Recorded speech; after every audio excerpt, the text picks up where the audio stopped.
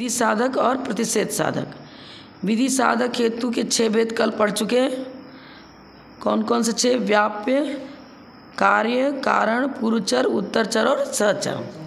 अब आज पढ़ेंगे प्रतिषेध साधक। प्रतिषेध साधक हेतु के कितने भेद हैं उसकी चर्चा आज करेंगे। तो जिस प्रकार विधि साधक के भेद हैं उसी प्रकार प्रतिषेध साधक के बनेंगे। अब प्रतिषेध साधक किसको कहते हैं? प्रतिषेध को सिद्ध करें, माने नकारात्मक, साध्य में नकार शब्द का प्रयोग होगा। उदाहरण क्या दे रहे हैं? ये लिख रहे हैं प्रतिषेध हेतु 2 प्रकार का, विधि साधक और प्रतिषेध साधक। विधि साधक हेतु का उदाहरण, इस जीव में सम्यक तो है क्योंकि मिथ्या अभिनिवेश नहीं है। प्रतिषेध रूप में प्रतिषेध का मतलब नहीं, हेतु में नहीं शब्द का प्रयोग किया है ना। मिथ्या अभिनिवेश नहीं है अर्थात इसकी मिथ्यात्व परिणति नहीं है। तो नहीं शब्द का प्रयोग कहाँ किया? हेतु में। और सिद्ध किसको कर रहे हैं? विधि को। जो विधि को सिद्ध करता है वो विधि साधक हो गया, और जो प्रतिषेध को सिद्ध करे वह प्रतिषेध साधक हो गया। तो अब हेतु को प्रतिषेध साधक हेतु है, हेतु प्रतिषेध साधक है, लेकिन सिद्ध किसको करा? विधि को। हेतु प्रतिषेध साधक है क्योंकि हेतु में पेज नंबर 208। अपन बार बार दूसरी को दोहराते हैं तो उसमें टाइम ज़्यादा चला जाता है ना। अब हम प्रतिषेध रूप हेतु के 2 भेद देख रहे हैं ना। प्रतिषेध रूप हेतु के भी 2 भेद हैं, वहाँ भी वही बताया था, विधि साधक और प्रतिषेध साधक। फिर विधि साधक के 6 भेद बताए थे हैं। यहाँ भी प्रतिषेध हेतु के विधि साधक प्रतिषेध साधक 2 भेद हैं। अब विधि साधक का उदाहरण दे रहे हैं। उदाहरण से क्या बताया? इस जीव में सम्यक्त है पॉजिटिव है ना। इस जीव में सम्यक्त है, यहाँ साध्य में है शब्द का प्रयोग है, नहीं है शब्द का प्रयोग नहीं है। विधि को साध रहा है, लेकिन हेतु का विशेषण क्या दिया? प्रतिषेध रूप हेतु। तो जिसको हेतु बना उसमें नहीं शब्द का प्रयोग है। जिसको हमने हेतु बनाया है उसमें नहीं शब्द का प्रयोग है। क्या बता रहे हैं? मिथ्या अभिनिवेश नहीं है, मिथ्यात्व रूप परिणति नहीं है। विधि साधक में इस जीव में सम्यक तो है क्योंकि मिथ्या अभिनिवेश नहीं है। क्योंकि यह हेतु हुआ ना। अब हेतु में क्या बता रहे हैं? नहीं ये शब्द का प्रयोग किया, मिथ्या अभिनिवेश नहीं है, इसीलिए तो इसको प्रतिषेध रूप हेतु कहा। लेकिन यह प्रतिषेध रूप हेतु साध किसको रहा है? विधि को साध रहा है। इस जीव में सम्यक है, जिसको साध रहा है वो तो विधि रूप है, और जो हेतु बनाया है उसमें नकार शब्द का प्रयोग है।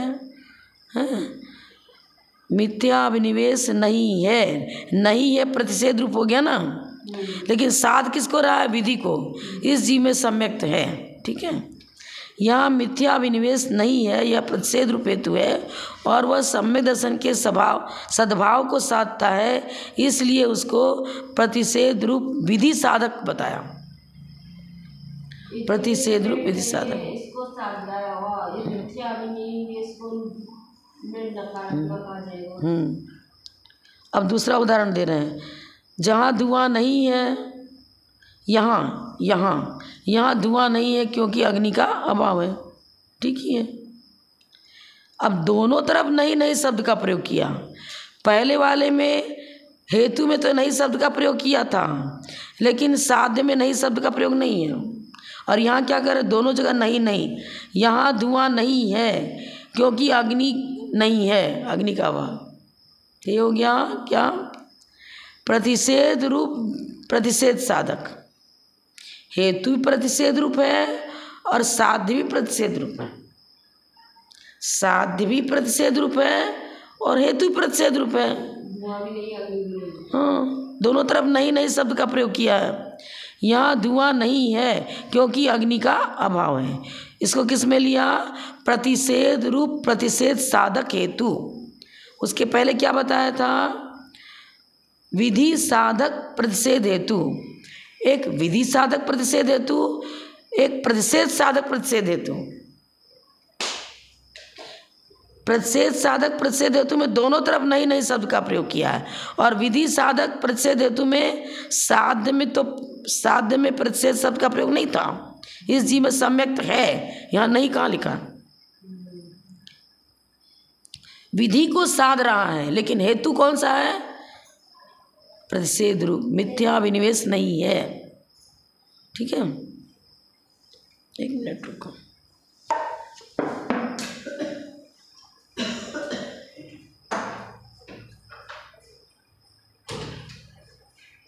नाटक करके दर्शन कर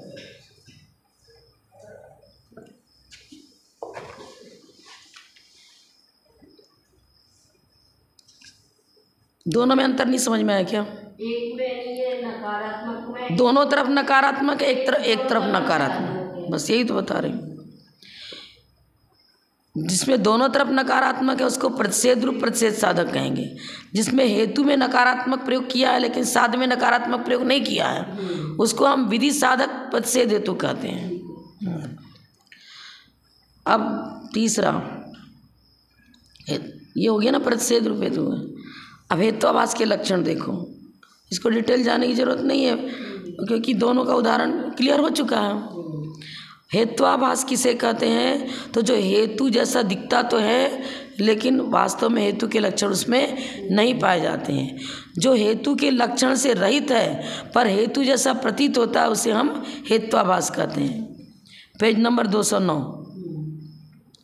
इसके कितने भेद हैं? असिद्ध हेत्वाभास, विरुद्ध हेत्वाभास, अनैकांतिक हेत्वाभास और अकिंचित कर हेत्वाभास। असिद्ध मतलब किसी भी प्रमाण से जिसकी सिद्धि न होती हो, जो वस्तु का स्वरूप ही नहीं है उसको जबरदस्ती स्वरूप ठहरा देवें। जैसे हम आँख से शब्द सुनते हैं, आँख से शब्द सुना जाएगा क्या? शब्द तो कर्णेंद्रिय का विषय है। अब यहाँ यही असिद्ध में बता रहे हैं। क्या बता रहे हैं?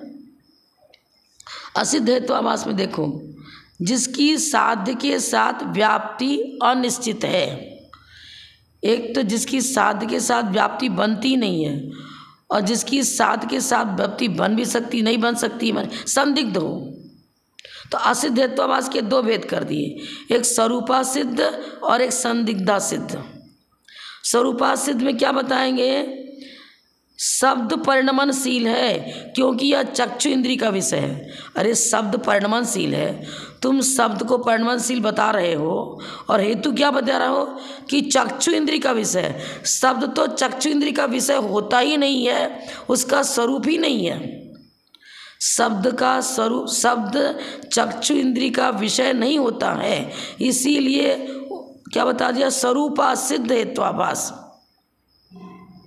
शब्द कर्णेंद्रिय का विषय, ठीक है ना, श्रोत इंद्रिय का विषय नहीं है, चक्षु इंद्रिय का विषय। हेतु यही बताना कि चक्षु इंद्रिय का, शब्द को चक्षु इंद्रिय का विषय बनाना। तो ये बनेगा क्या? क्यों नहीं बन रहा है? क्योंकि उसका स्वरूप ऐसा नहीं है। शब्द का स्वरूप ऐसा नहीं है कि वो चक्षु इंद्रिय का विषय बन सके, तो इसको स्वरूपासिद्ध हेत्वाभास कहेंगे। और संदिग्ध हेत्वाभास में क्या ले लिया? अब कोई व्यक्ति ऐसा है जिसको धुएं और वाष्प की पहचान नहीं है। धुआं किसे कहते हैं और वाष्प किसे कहते हैं पहचान नहीं है। उबलते हुए आपने बटलोई का, चाहे कुकर को, कुछ भी को नीचे उतार दिया, ठीक है, ढक्कन खोला तो वाष्प निकल रहा है, पर वहाँ अग्नि है क्या? उस अग्नि पर से जिसको उतार दिया, गैस बुझा दिया, भूमि पर रखा हुआ पात्र है, उसका ढक्कन खोला, उसमें वाष्प निकल रहा है। अब कोई व्यक्ति जानकार नहीं है, इसको समझ नहीं है। अब जिसको धुएं और वाष्प की पहचान नहीं है उसको संदेह हो जाएगा। वो तो कहेगा धुआं है, धुआं जैसा ही तो दिख रहा है। कोहरा भी तो धुआं जैसा दिखता है, मुख से निकलता हुआ वाष्प भी धुआं जैसा दिखता है। गरम गरम कोई चीज़ उबाला, उसका ढक्कन हटा दिया तो उसमें वाष्प निकलता है, वो भी तो धुआं जैसा दिख रहा है। अब जिस मुग्ध माने अज्ञानी व्यक्ति को ये पहचान नहीं है कि धुआं किसे कहते हैं, वाष्प किसे कहते हैं, तो वो भी नहीं समझ पाएगा, सिद्ध नहीं कर पाएंगे। उसके लिए संदिग्धा सिद्ध हेत्वाभास कर दिया, क्योंकि उसको वस्तु की पहचान नहीं है, संदेह हो गया उसको ना। असिद्ध, जिस व्यक्ति को धुएं और अग्नि की पहचान नहीं है, वो वाष्प को देख करके भी धुआं करने लग जाता है, तो इस हेतु को संदिग्धा हेत्वाभास में ले लिया। संदेह में पड़ा हुआ है ना वो, संदिग्ध हेत्वाभास माने हेतु जैसा नजर तो आ रहा है, जैसा धुआं वैसे ही वाष्प नजर आ रहा है, अब पहचान नहीं होने के कारण से वो संदेह में पड़ गया। देखो क्या लिख रहा है यहाँ, उदाहरण देखो। धूम अथवा वाष्प, भाप लिखो चाहे वाष्प, धूम अथवा वाष्प आदि के निश्चय किए बिना, निश्चय नहीं है जिसको, निश्चय किए बिना यदि कोई कहे कि यह प्रदेश अग्नि वाला है क्योंकि वह धूम वाला है, अब उसको तो ढक्कन हटाने पर वाष्प नजर आया था। अब जैसे कोई पीतल या विनीता पीतल के बर्तन में बिल्कुल सब चीज़ जाम कर दिया अंदर, हाँ धूम समझ रहा है वो, और क्या कर रहा है, अरे यह धूम वाला है, अरे धूम है कहाँ, उसे ढक्कन हटाया, अंदर में गर्म चीज़ रखी थी, उसका वाष्प निकलने लग गया। अब वो कर यहाँ धूम हेतु संदिग्धा हेत्वाभास है, यहाँ मैंने उस व्यक्ति के लिए वो धुआं है नहीं और वाष्प कोई धुआं समझ बैठा है, इस स्थिति में यह हेतु क्या बनेगा, संदिग्ध हेत्वाभास बनेगा। संदिग्धा सिद्ध हेत्वाभास, संदिग्धा सिद्ध हेत्वाभास। असिद्ध हेत्वाभास के दो भेद किए, एक स्वरूपा सिद्ध हेत्वाभास और एक संदिग्धा सिद्ध हेत्वाभास। क्लियर हो गया ना। अब विरुद्ध, दो विरोधी चीज ले लो, जैसे सांख्य मत है, वो कूटस्थ नित्य मानता है, और हम क्या कहें, शब्द अपरिणमनशील है। सांख्य मत आ गया ना, वो तो परिणमनशीलता मानता ही नहीं है, शब्द को भी अपरिणमनशील मानता है, पर हेतु क्या दिया जाए, किया जाता है, जो जो किया जाता है वो अपरिणमनशील होता है। उल्टा नहीं हो गया क्या, जिसमें वर्ण गंध रस स्पर्श पाया जाता है उसे जीव कहते हैं, हो गया ना। अब हमें धर्म द्रव्य का लक्षण बताना है और उल्टा कह दें, जो स्थिति ठहरते हुए जीव और पुद्गल को ठहरने में सहायता देता है उसे हम धर्म द्रव्य कहते हैं। उल्टा हो गया ना। हाँ, जिस हेतु की साध्य के साथ विरोधपना हो, विरुद्ध व्याप्ति हो, विरुद्ध चीज़ों के साथ व्याप्ति बैठ रही है, शब्द अपरिणमनशील है क्योंकि किया जाता है। कृतक, कृतकपना और अपरिणमनशीलपना दोनों विरुद्ध हैं। कृतक माने परिणमनशील, और तुम साध्य क्या बना रहे हो, अपरिणमनशील। शब्द अपरिणमनशील है और हेतु दिया किया जाना होने से, कृतक होने से। उल्टा हो गया ना। उल्टी उल्टी परिभाषा बना लो ना। अब वर्ण गंध रस इस पर पुद्गल में पाया जाता है, और जीव का लक्षण बताया कि जिसमें वर्ण गंध रस स्पर्श पाया जाता है उसे जीव कहते हैं। विरुद्ध हो गया ना। पुद्गल का लक्षण है वर्ण गंध रस स्पर्श, तो जीव का है नहीं। अब शब्द अपरिणमनशील है, शब्द अपरिणमनशील होता ही नहीं है, परिणमनशील होता है। अपरिणमनशील को साध्य बनाया और हेतु किसको बना रहे हैं, जो परिणमनशीलता को सिद्ध करता है, ऐसे कृतक को हमने हेतु बनाया। असिद्ध करना चाह रहे हैं अपरिणमनशीलता को, और हेतु उसको बना रहे हैं जो अपरिणमन को सिद्ध न करके परिणमन को सिद्ध करता है। किया जाना हेतु तो परिणमनशीलता को सिद्ध करेगा, अपरिणमनशीलता को सिद्ध नहीं करेगा। विरुद्ध हो गया, इसको विरुद्ध हेत्वाभास कहेंगे। उदाहरण और भी कोई अपने लगा सकते हैं ना। अभी बताया ना कि पुद्गल का लक्षण जीव में घटित कर दें, जीव का लक्षण पुद्गल में घटित करें, धर्म धर्म का लक्षण अधर्म धर्म में घटित कर दें, अधर्म धर्म का अधर्म, तो उल्टा हो जाएगा। उसको विरुद्ध हेत्वाभास कहेंगे। ऐसा ऐसा हेतु बनाए तो विरुद्ध हो जाएगा। जैसे हमने बताया ना कि साध्य किसको बनाया, धर्म द्रव्य को। धर्म द्रव्य किसे कहते हैं? अब हमने हेतु बना दिया जो ठहरने में सहायक होता है, उल्टा हो गया ना। तो इस तरह से हेतु देंगे तो विरुद्ध हेत्वाभास हो जाएगा। अब अनैकांतिक हेत्वाभास, अनैकांतिक हेत्वाभास किसको कहते हैं? जो पक्ष सपक्ष विपक्ष तीनों में रहता है। जैसे हमने बताया पक्ष पक्ष में भी रहे, सपक्ष में भी रहे और विपक्ष में भी रहे, वो अनैकांतिक हो जाएगा। पहले हमने क्या हेतु बनाया था? यह पर्वत अग्निमान है धूम वाला होने से, ये तो ठीक है। और उलट दो, यह प्रदेश धूम वाला है क्योंकि वह अग्नि वाला है, नहीं बनेगा। धूम और अग्नि के साथ विषम व्याप्ति थी, समव्याप्ति नहीं थी। जहाँ अग्नि है वहाँ तो धूम हो भी सकता है और नहीं भी हो सकता है। अब ये लाइट जल रही है, अग्नि तो है, धूम कहाँ है? अग्नि वाला होने से यह हेतु क्या हो गया? हेत्वाभास हो गया। क्योंकि अग्नि तो सधूम भी होती है और निर्धूम भी होती है। और तुमने क्या साध्य क्या बनाया था? यह प्रदेश धूम वाला है, ये साध्य हुआ, प्रतिज्ञा वाक्य हुआ ना। यह प्रदेश हुआ पक्ष और धूम वाला हुआ साध्य। धूमवान ये सिद्ध कर रहे ना। क्यों सिद्ध कर रहे? अग्नि वाला। अरे अग्नि तो बिना धूम की भी होती है, धूम वाली भी होती है, तो यहाँ व्याप्ति कैसे बनी? अति व्याप्ति दोष आ गया ना, अव्याप्ति दोष आ गया। जहाँ पर धुआं नहीं निकल रहा है वहाँ भी तो अग्नि है,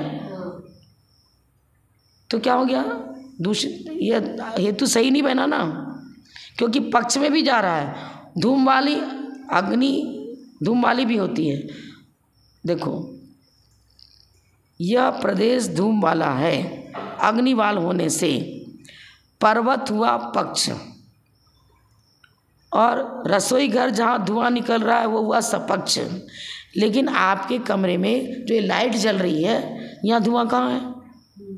पक्ष में भी जा रहा है, सपक्ष में भी जा रहा है और विपक्ष में भी जा रहा है। विपक्ष कौन हुआ? धूम रहित अग्नि विपक्ष हो गई। रसोई घर जहाँ धूम निकल रहा है सपक्ष हो गया और पर्वत हो गया पक्ष।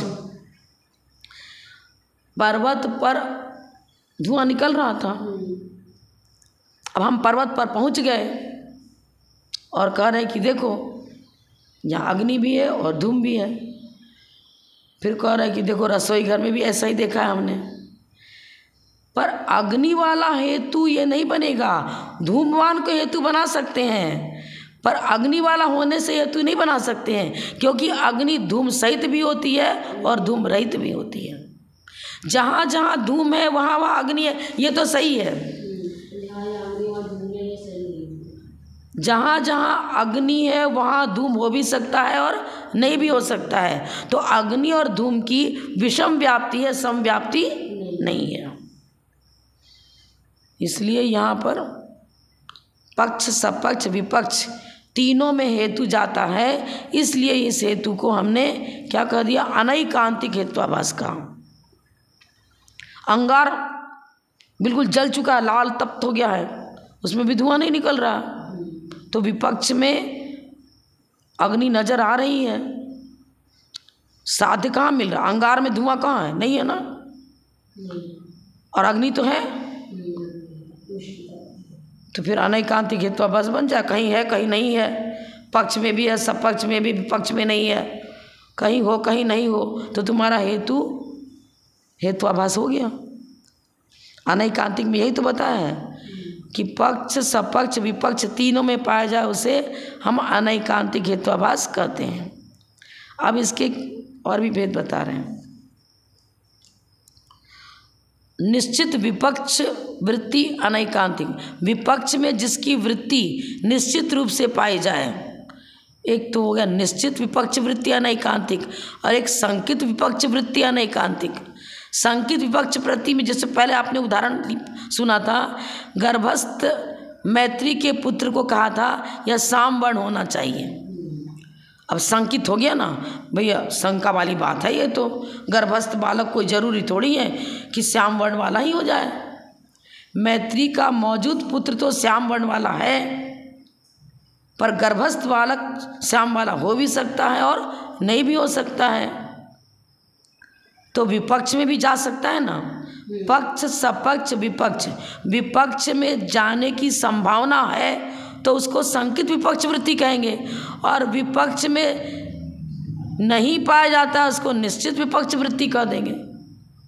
निश्चित विपक्ष वृत्ति अनैकांतिक, जलता हुआ अंगार उसमें धुआं है ही नहीं, हैं लाइट यहाँ जल रही है ट्यूबलाइट, इसमें धुआं है ही नहीं, तो निश्चित विपक्ष वृत्ति अनैकांतिक हो गया। और गर्भस्थ बालक में तो शंका है भाई, सामवर्ण भी हो सकता है और गुरा भी हो सकता है, तो यहाँ अनैकांतिक हेत्वाभास कौन सा हुआ? संकित विपक्ष वृत्ति अनैकांतिक हेत्वाभास हुआ ना। शंका वाली बात है भाई, हमें नजर थोड़ी आ रही, विपक्ष में है संकित, हाँ शंका है, हो भी सकता है नहीं भी हो सकता है। अब एक और उदाहरण दे रहे हैं, संकित विपक्ष वृत्ति का दूसरा उदाहरण दे, अरहंत सर्वज्ञ नहीं होना चाहिए। क्या बोल रहा है दूसरा मत वाला? अरे अरहंत सर्वज्ञ नहीं होना चाहिए, तुम कहते हो अरहंत भगवान सर्वज्ञ है, मैं तो कहता हूँ सर्वज्ञ नहीं होना चाहिए। और हेतु क्या दे दिया? क्योंकि वे वक्ता हैं, जो वक्ता होता है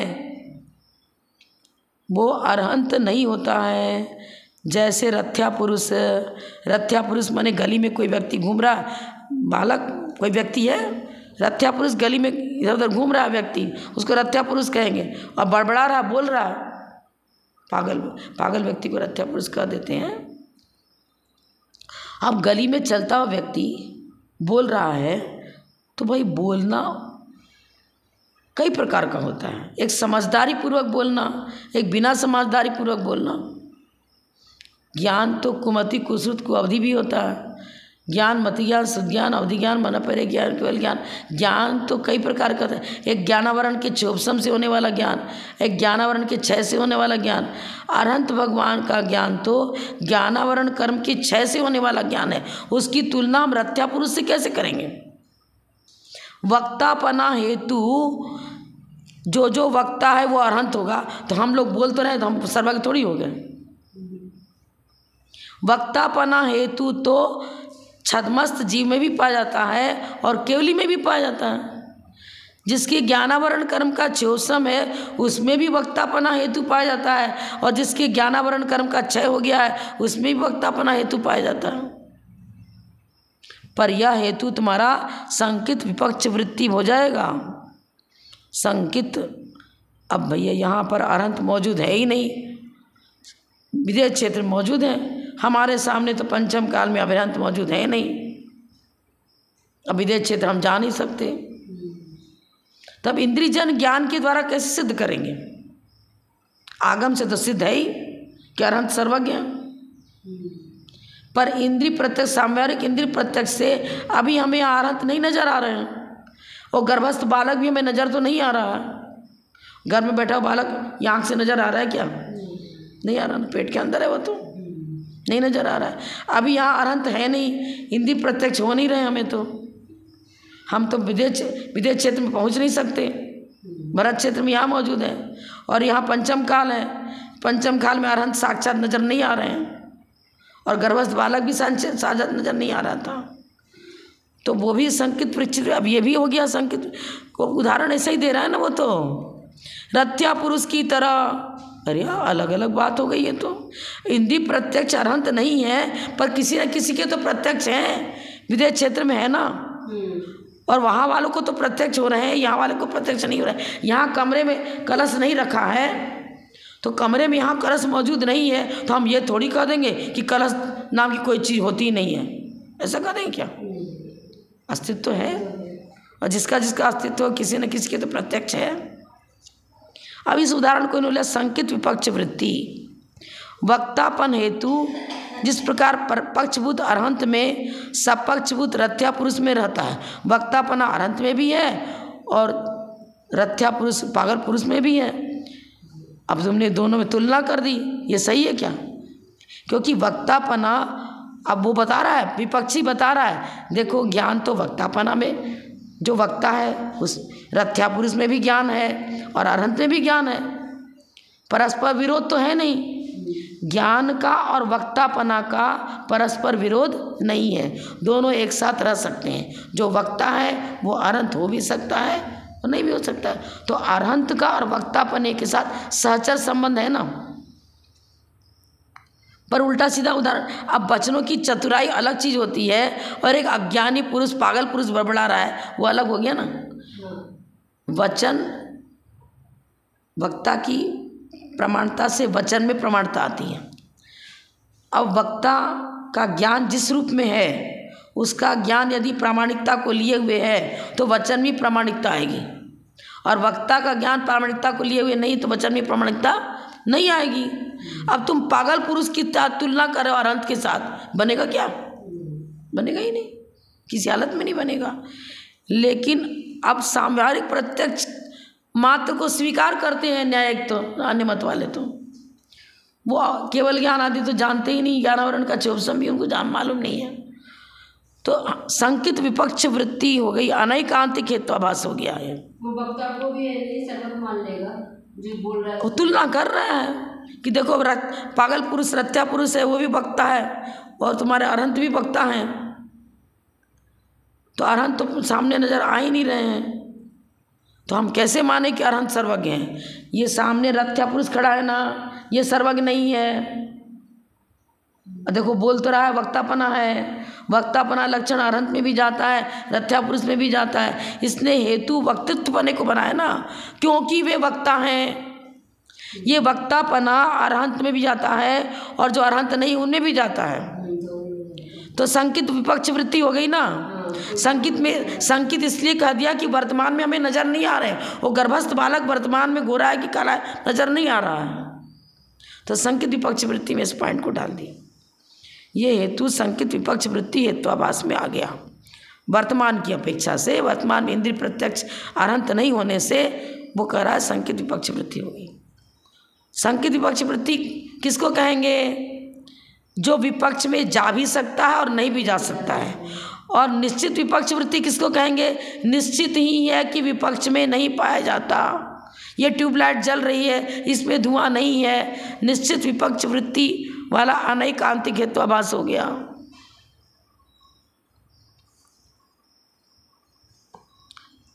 अब अकिंचित कर, अकिंचित जो कुछ भी नहीं करता है, जो साध्य को सिद्ध करने में कोई भी कार्य नहीं कर रहा है, उसको अकिंचित कर हेत्वाभास। अप्रयोजन, प्रयोजनभूत नहीं है। जो साध्य की सिद्धि करने में प्रयोजनभूत न हो, किसी प्रकार से प्रयोजन साधक नहीं बनता है, प्रयोजक नहीं बनता है, अर्थात साधक नहीं बनता है, हेल्पर नहीं बनता है, उसको अकिंचित कर कहेंगे। अकिंचित कर्म का उदाहरण देखो। शब्द श्रोतेंद्रिय का विषय होना चाहिए क्योंकि वह शब्द है, उसी को तो दोहरा दिया, उसी को तो दोहरा दिया ना। जिसको साध्य बनाया था उसी शब्द को हेतु में भी रख दिया। शब्द को सिद्ध करना चाह रहे हैं और हेतु में भी लिख दिया क्योंकि वह शब्द है। बताओ, इसके दो भेद कर दिए। हाँ, सिद्ध साधन और बाधित विषय। अकिंचित कर हेत्वाभास के दो भेद किए, सिद्ध साधन और बाधित विषय। जो सिद्ध हो चुका है उसी को तुम हेतु बना रहे हो। शब्द श्रोतेंद्रिय का विषय तो सिद्ध है ही, और उस शब्द को पक्ष बनाया था, उसी पक्ष को हेतु बना दिया क्योंकि वह शब्द है। शब्द पक्ष है, श्रोतेंद्रिय का विषय है, ये साध्य हो गया है। और हेतु किसको बनाया? जिसको पक्ष बनाया था ना, उसी को हेतु बना दिया। तो क्या हो गया? सिद्ध साधन। उदाहरण और दूसरा ले लो। अब दूसरा उदाहरण जैसे ऐसे ले लो। इसको आँख से दिखता है, नेत्रेंद्रिय होने से इस व्यक्ति को आँख से दिखता है, देख रहा है वो, दिखता है। तुम सामने खड़ी हो और मेरे को तुम दिख रही हो, तो मुझे आँख से दिखता है क्योंकि आँख है। आँख से आँख है जब तो आँख से दिखता है, उसी को दोहरा रिपीट कर रहे हो ना आप, तो पक्ष का रिपीटिशन है। अच्छा, उसी को तो रिपीट कर रहे हो। हाँ, मुझे दुर्गंध आ रही है क्योंकि मेरे पास नेत्रेंद्रिय है, हाँ, नाक से दुर्गंध आ रही है, नाक होने से, नाक में दुर्गंध आ रही है नाक होने से, और उसी को दोहरा रहे हो तुम। ये इमली खट्टी है, अरे जीभ पर तुमने इमली रखी, अरे चखने पे तो खट्टी लग रही है, रसना इंद्रिय होने से, अरे वो तो मालूम ही पड़ा, उसी चीज़ को तो तुम रिपीट कर रहे हो ना आप, तो पक्ष को ही दोहरा रहा है ना। यह क्या लिखा है इन्होंने, यहाँ लिखा था ना, अकिंचित शब्द श्रोतेंद्रिय का विषय, क्योंकि वह शब्द है, शब्द दोहरा दिया ना, इसीलिए तो सिद्ध साधन हो गया। अकिंच क्या कर रहा है, हेतु कुछ काम कर ही नहीं रहा, जो सिद्ध हो चुका है उसी को तुम हेतु बना दिए हो। बाधित विषय नाम का अकिंचित कर। अग्नि ठंडी होती, दुनिया में कोई स्वीकार करेगा क्या?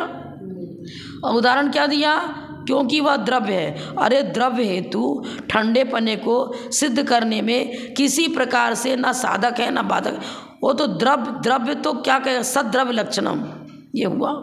ठंडा और उष्ण तो स्पर्शन इंद्रिय का विषय है, स्पर्शन इंद्रिय हेतु बनेगा, क्योंकि वह द्रव्य है, यह हेतु बन ही नहीं सकता। द्रव्यत्व हेतु प्रत्यक्ष से ही बाधित है, क्योंकि द्रव्यत्व हेतु ठंडे पने को सिद्ध नहीं करता। ठंडे पने को सिद्ध करने में किसी प्रकार से हेल्पर नहीं है, साधक नहीं है। तो क्या हो गया, प्रत्यक्ष बाधित विषय हेतु अकिंचित करो। बाधित विषय अचिंतित कर। बाधा पड़ रही है ना, सबसे पहले कोई भी व्यक्ति ये नहीं कहेगा कि अग्नि ठंडी होती है।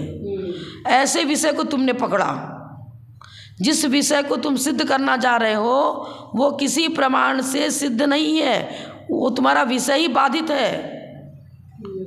किसी भी प्रमाण से कोई सिद्ध नहीं कर सकता है कि अग्नि ठंडी होती है। जो बाधित विषय है उसको तुमने साध्य बनाया, और हेतु क्या किया, क्योंकि वह द्रव्य है। ये हेतु तुम्हारा गलत है, साध्य को सिद्ध कर ही नहीं सकता, क्योंकि जो साध्य उसको बनाना चाहिए जिसमें साध्य का लक्षण पाया जाए। साध्य उसको बनाना चाहिए जिसमें साध्य का लक्षण पाया जाए। हाँ, प्रत्यक्ष साध्य क्या बताया था पहले, साध्य का लक्षण इष्टम अबाधितम असिद्धम साध्यम। इष्टम अबाधितम असिद्धम साध्यम, जो इष्ट हो अबाधित हो, इष्टम अबाधितम असिद्धम, अभी तक सिद्ध नहीं हुआ हो, अब इष्ट और अबाधित, ये साध्य का लक्षण बताया था। अब यहाँ पर जिसको साध्य बनाया, किसी को इष्ट होगा क्या? नहीं होगा ना। अबाधित, बाधित ही बाधित है, सही प्रमाणों से बाधित है। इष्ट और अबाधित ये दोनों विशेषण साध्य में नहीं पाए जाते हैं, उसको तुमने साध्य बना दिया। तो अग्नि ठंडी होती है, ये किसी को इष्ट नहीं है और हर प्रकार से बाधित है, तो इष्टम अबाधितम असिद्धम साध्यम, ये साध्य का लक्षण होना चाहिए। और तुम जिसको साध्य बना रहे हो उसमें साध्य का लक्षण नहीं पाया जाता है, तो बाधित हो गया ना, बाधित विषय हो गया। ये चीज़ है, प्रत्यक्ष से ही बाधित आ रही है, जिसमें प्रत्यक्ष से ही बाधा आ रही है उसको साध्य बनाना ही गलत है। तुमने साध्य बनाया किसको, अग्नि ठंडी होती है, तो अकिंचित करे स्वाभास। तुम्हारा हेतु क्या बनाया, द्रव्य होने से, यह हेतु कुछ भी काम नहीं कर रहा है। शब्द अपरिणामी। अब देखो, क्योंकि अनुमान बाधित है, प्रत्यक्ष से ही बाधित है और अनुमान से ही बाधित है। अनुमान से भी कोई सिद्ध करेगा क्या अग्नि ठंडी है? कर ही नहीं सकता। दूसरा उदाहरण, शब्द अपरिणामी है क्योंकि वह किया जाता है, या किया जाना शब्द परिणामी है क्योंकि वह प्रमेय है। जो जो ज्ञान का विषय बनता है वो प्रमेय हुआ। अब तुमने हेतु क्या लिखा था? क्योंकि वह प्रमेय है। किसको कहा? शब्द अपरिणामी है। बताओ, परिणामी हो या अपरिणामी हो, प्रमेय तो सभी बनते हैं। द्रव्यार्थिक नय से सभी वस्तु अपरिणामी है। द्रव्य की दृष्टि से वस्तु नित्य है और पर्याय की दृष्टि से अनित्य है। तो प्रमेय अर्थात जिसको तुम प्रमेय बना रहे हो वह प्रमेय वस्तु किसी दृष्टि से नित्य है, किसी दृष्टि से अनित्य है। जो सर्वथा नित्य है वो तो प्रमेय बन ही नहीं सकता, और जो सर्वथा अनित्य है वो भी प्रमेय नहीं बन सकता। जो प्रमेय है वो ज्ञान का विषय बनेगा, पदार्थ है। प्रत्येक वस्तु द्रव्यार्थिक नय से नित्य होती है और पर्यार्थिक नय से अनित्य होती है। सर्वथा नित्य कोई दुनिया में वस्तु ही नहीं है। तो तुम शब्द को अपरिणामी कर रहे हो, तो शब्द अपरिणामी है, तुम्हारा साध्य, इसमें साध्य के लक्षण पाए ही नहीं जाते हैं। शब्द तो हम तालु जीवा आदि के स्पर्श से बोलते हैं, वो तो परिणामी है। अपरिणामी कहाँ है? शब्द पुद्गल द्रव्य की पर्याय है, और जो पर्याय है वो तो परिणमनशील होती है। शब्द को तुम अपरिणामी कर रहे हो, तुम्हारा साध्य ही गलत है। साध्य ही किसी परिणाम से सिद्ध नहीं होता है। अनुमान से भी यह विषय सिद्ध नहीं होगा। कौन सा विषय? शब्द अपरिणामी है, यह अनुमान से भी सिद्ध नहीं होता है। इसलिए अनुमान बाधित अकिंचित कर हेत्वाभास हो गया, और आगम से ही बाधित है। आगम कहेगा क्या? कि शब्द अपरिणामी है। प्रत्यक्ष से, अनुमान से, आगम से, किसी भी बात से इस बात की सिद्धि नहीं होती है कि शब्द अपरिणामी है। अगर शब्द परिणामी है कहेंगे, शब्द परिणामी है क्योंकि वह प्रमेय है। अब प्रमेय में, प्रमेय क्या होता है? प्रमेय माने ज्ञान का विषय। वस्तु अनेक धर्मात्मक है, वस्तु में परिणामीपना भी है और अपरिणामीपना भी। और शब्द को सर्वथा परिणामी मान लेंगे तो क्या होगा? शब्द तो पुद्गल की पर्याय है। अब पर्याय हो और द्रव्य ना हो, द्रव्य के बिना पर्याय कहाँ से आई? तो भाषा वर्गणाएं हैं जो पुद्गल की पर्याय है। अब तुम जैसे कि वर्ण, गंध, रस, स्पर्श, हरा, नीला, काला, पीला, ये वर्ण की पर्याय है, और वर्ण गुण हुआ। तो गुण को तो स्वीकार ना करो और गुण की पर्याय को स्वीकार करो, बनेगा क्या? बनेगा। तो पुद्गल द्रव्य है, पुद्गल द्रव्य की पर्याय है शब्द। शब्द परिणामी है क्योंकि वह प्रमेय है। प्रमेय मतलब ज्ञान का विषय होना। प्रमेय शब्द ये बता रहा है कि जो ज्ञान का विषय होता है उसे प्रमेय कहते हैं। ये कहना तो ठीक है, जो ज्ञान का विषय होता है उसे हम प्रमेय कहते हैं, तो ठीक है। पर तुम क्या कर रहे हो? शब्द परिणामी है क्योंकि वह प्रमेय। इसकी तो व्यापक भाव बन ही नहीं रहा है, कार्य कारण भाव ही नहीं बन रहा है। हेतु और साध्य में उसमें किसी प्रकार से सिद्धि बन नहीं रही है, बाधा आ रही है ना। शब्द को अपरिणामी कहे सर्वथा तो भी गलत, शब्द को सर्वथा परिणामी कहे तो भी गलत। हेतु की अपेक्षा चर्चा करेंगे ना। इधर लिख रहे हो साध्य को अपरिणामी और हेतु को बना रहे हो किया जाना। फिर क्या कर रहे हैं? अग्नि ठंडी है, वो भी गलत हो जाएगा। अब अकिंचित कर हेत्वाभास में आगम बाधित भी बन रहा है। अरे आगम से बाधा पड़ रही है ना।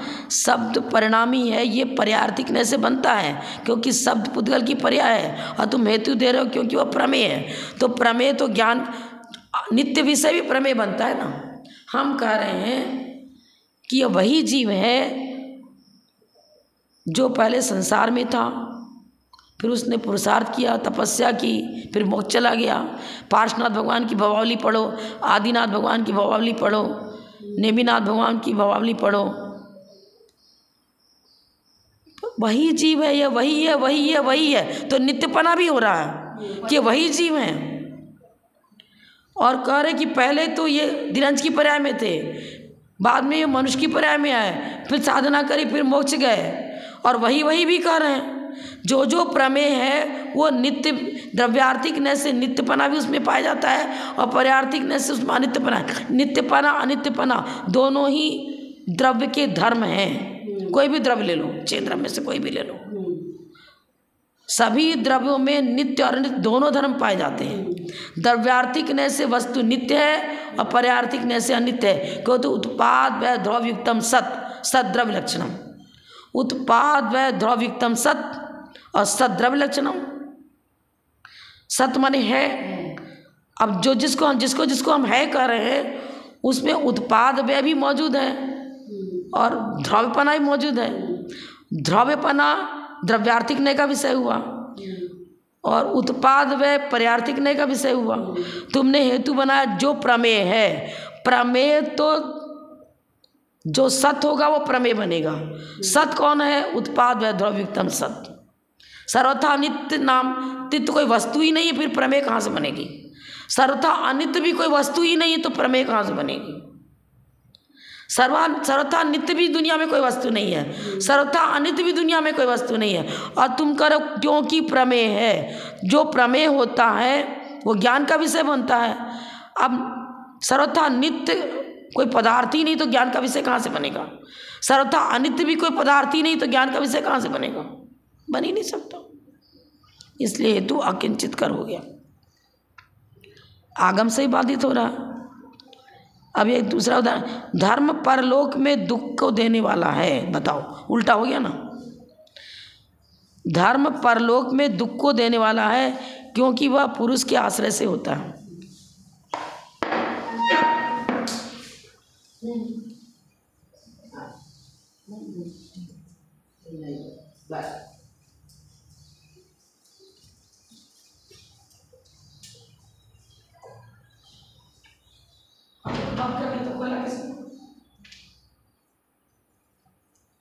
मुश्किल का काम है, माता जी लोग करना पड़ेगा। आप मंदिर में पहले से निकल जाओ, क्लास से होने के पहले बोल के छोड़ देती, डिस्टर्ब करती।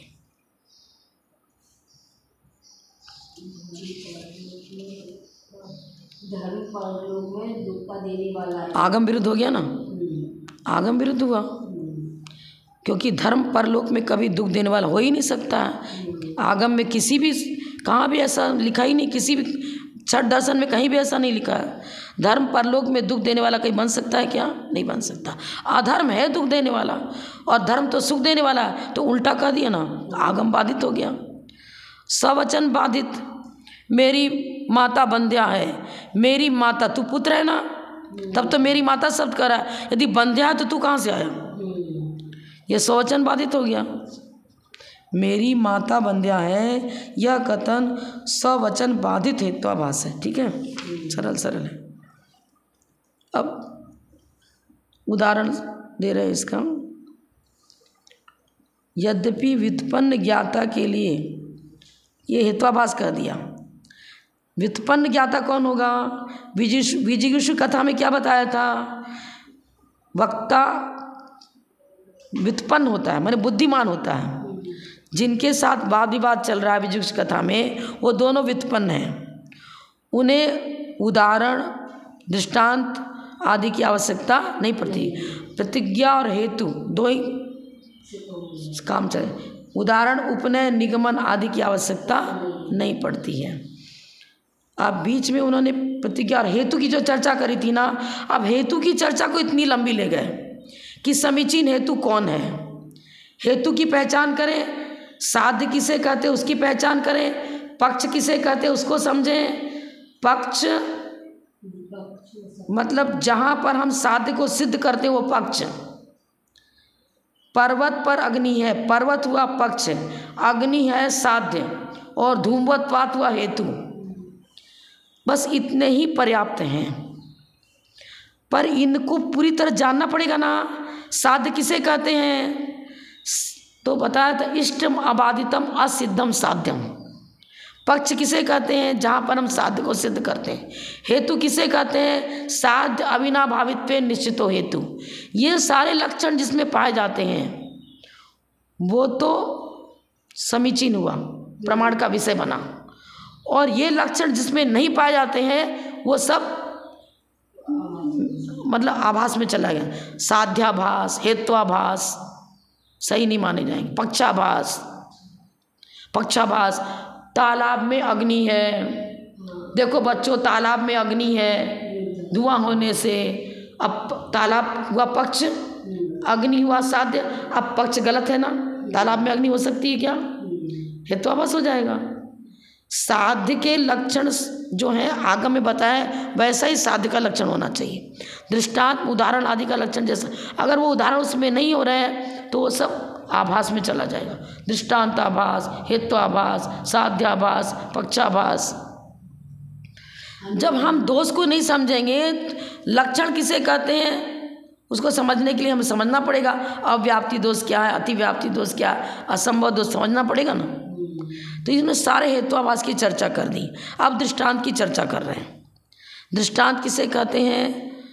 तो साध्य और साधन दोनों में यदि व्याप्ति हो रही है, व्याप्ति पूर्वक हम उदाहरण दे रहे हैं तो वह सही दृष्टांत है। अगर व्याप्ति घटित नहीं हो रही है तो दृष्टांत आभास हो जाएगा। माने अविनाभाव संबंध, अविनाभाव संबंध को व्याप्ति कहते हैं। तो व्याप्ति किस प्रकार बनेगी? साध्य और साधन को व्याप्ति पूर्वक चर्चा करते हुए यदि घटित कर रहे हो और फिर दृष्टांत दे रहे हो तो दृष्टांत सही है। देखो उदाहरण दिया ना इन्होंने, वही रसोई घर धूम, वही अभी उदाहरण देते हैं। कितनी बार अपन से समझ चुके हैं। अब दृष्टांताभास क्या हो जाएगा? कोई ऐसा उदाहरण ले लो। इस मंदिर में पुजारी है,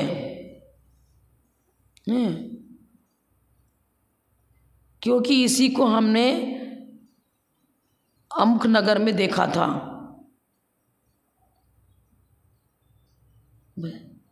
उदाहरण दे रहे हो आप, व्याप्ति बैठेगी क्या? उस मंदिर में पुजारी का एक ही पूजा करने वाले हैं क्या? बहुत सारे पुजारी हैं ना, जिसको आपने देखा था पहले। अब वो पुजारी मात्र पुजारी नहीं है, वो तो किसी का पिता है, किसी का पुत्र है, किसी का चाचा है, किसी का काका है।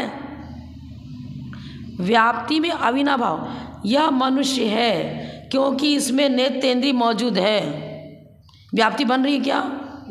उदाहरण दे रहे हैं कि देखो इसमें भी नेत्रेंद्रिय मौजूद है, इसमें भी नेत्रेंद्रिय मौजूद है। तो उदाहरण आप ऐसा दो जो मात्र उसी के साथ बैठे, विपक्ष में न जाए, पक्ष और सपक्ष में रहे पर विपक्ष में न जाए। इसमें उदाहरण दिया तो है, वही तालाब, वही उदाहरण देते हैं आचार्य। तालाब में अग्नि नहीं है, रसोई घर में है और पर्वत पर है। अब दृष्टांताभास को समझोगी तो अपने आप समझ में आ जाएगा। वही उदाहरण देते, तालाब, अग्नि का, गीला ईंधन का, वही उदाहरण दे दिया। समर्थ अग्नि होगी तो उससे धुआं निकलेगा। अब दृष्टांताभास यहाँ देखो आप, इस पर बहुत अच्छा दिया है। इस परीक्षा मुख नहीं पढ़ा, मुझे पढ़ना चालू कर दिए ना, हर बार वही बात आ जाती है। दृष्टांताभास, शब्द अपरुषेय है, शब्द पुरुष का किया हुआ नहीं होता है क्योंकि वह अमूर्त है। देखो उल्ट हो गया ना, अलग। क्योंकि जैसे इंद्रिय सुख, इंद्रिय सुख किसको कहेंगे? इंद्रियों से जो हम सुख दुख की अनुभूति होती है ना, अच्छा खाना जो हम चाहते हैं वैसा ही मिल गया तो इंद्रिय सुख हुआ, और नहीं चाहते वो आ गया तो दुख हो गया। शब्द अपरुषेय है, फिर गलत हो गया ना।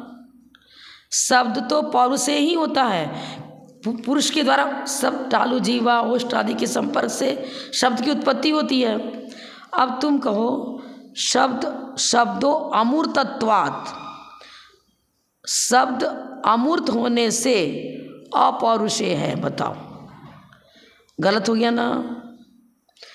इंद्रिय सुख परमाणु घटवत, इंद्रिय सुख दृष्टांत दे रहे हैं।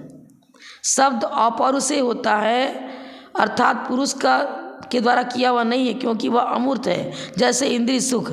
या इंद्रिय सुख पौरुषेय दृष्टांत है और अपौरुषेय पना साध्य। बताओ, अपौरुषेय को सिद्ध कर रहे हो और दृष्टांत दे रहे हो इंद्रिय सुख का।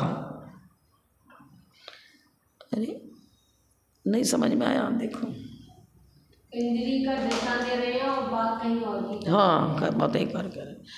शब्द का उच्चारण तो तालु जीव आदि के स्पर्श से होता है, अपौरुषेय। अब तुम उसको क्या बता रहे हो? अमूर्त है। शब्द अमूर्त होता है क्या? नहीं होता ना, ये भी गलत हो गया। व्याप्ति बैठ ही नहीं रही है। जिसके साथ व्याप्ति बैठे ऐसा ही हेतु होना चाहिए ना। अमूर्त तो धर्म धर्म अधर्म द्रव्य आकाश द्रव्य अमूर्त है। अगर शब्द अमूर्त होता तो कान से कैसे सुनते? जो मूर्त होता है वही इंद्रियों का विषय बनता है। जो अमूर्त होता है तो इंद्रिय का विषय बन ही नहीं सकता।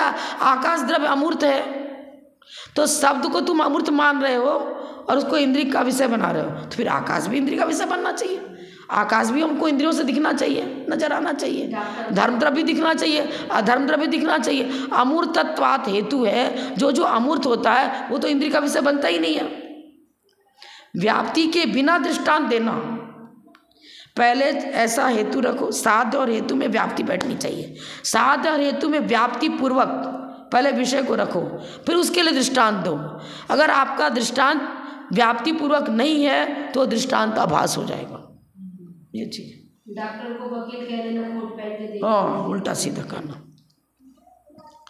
इंद्रिय सुख दृष्टांत साध्य अपरुषेय से रहित है। इंद्रिय सुख तो व्यक्ति अपरुषेय नहीं है। इंद्रिय सुख अपरुषेय नहीं है और शब्द को तुम अपरुषेय बता रहे हो। शब्द भी पौरुषेय है, इंद्रिय सुख भी पौरुषेय है। तब तुमने तो उल्टा कर दिया ना। शब्द को अपौरुषेय, साध्य में क्या बताया? शब्द अपौरुषेय, उल्टा हो गया ना।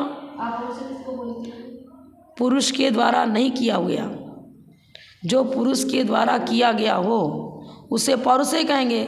जो पुरुष के द्वारा नहीं किया गया उसको अपौरुषेय कहेंगे। दूसरे का दृष्टांत परमाणु, साध्य विकल्प।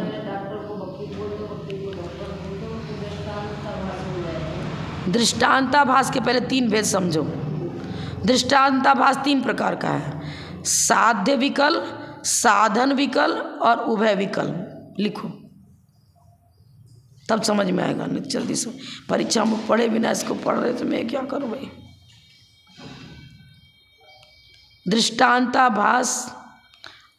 दृष्टांताभास पहले क्या बताया था? अन्वय दृष्टांत बताया था। अन्वय दृष्टांत व्यतिरेक दृष्टांत।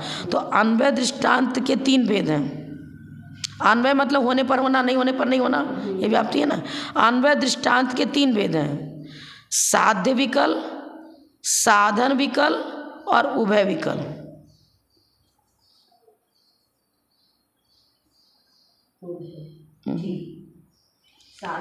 साध्य विकल्प माने किसी साध्य में पाया जाए और किसी साध्य में नहीं पाया जाए, साध्य विकल्प हुआ। साधन विकल्प, अब हेतु ऐसा बना रहे हो जो हेतु कहीं तो सही नजर आ रहा है और कहीं सही नजर नहीं आ रहा है, तो साधन विकल्प हो गया। ना साध्य में सही बैठ रहा है, ना साध्य सही है, ना साधन सही है, दोनों ही सही नहीं है, तो उभय विकल्प हो गया।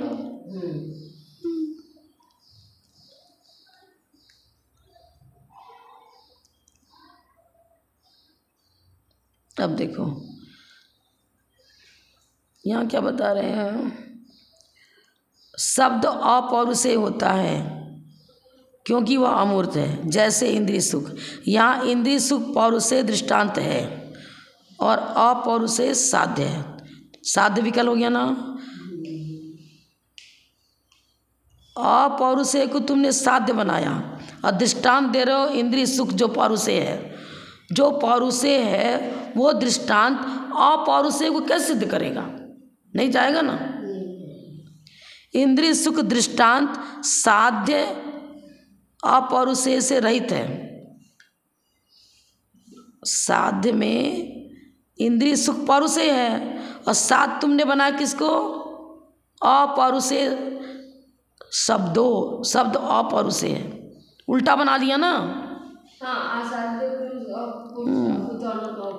इंद्रिय सुख का अनुभव जीव करता है और तुम कह रहे हो कि शब्द तो अपौरुषेय है, उसको सिद्ध कर रहे हो उसके द्वारा।